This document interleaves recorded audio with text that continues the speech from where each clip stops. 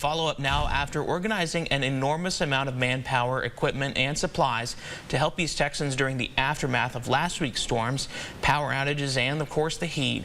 A strategic base camp that has been set up is now closing up. East Texas News Weekend's Bob Hallmark has more on the closing of Tent City in Camp County. They had moved tons of supplies, helped thousands of East Texans.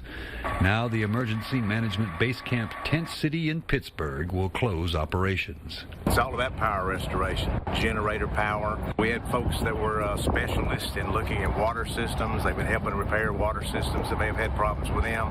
I've been through it. This is about the fourth power outage. The camp had incorporated fire units and Forest Service personnel as well as National Guard troops in a 4-day effort to get supplies and assistance to East Texans in 5 counties. The National Guard helped out with some of the pod sites of distributing the commodities there that we were providing, and water, food, and ice. I appreciate it. Power outages and blistering heat were keeping them busy providing that water and ice.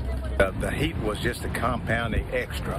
We had the Texas intrastate fire mutual aid system here.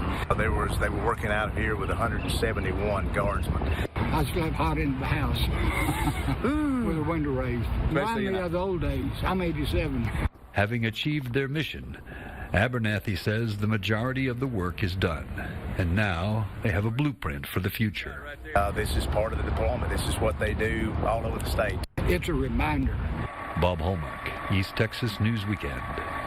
A study will be done on all facets of the base camp operation to be used in future crisis situations if needed.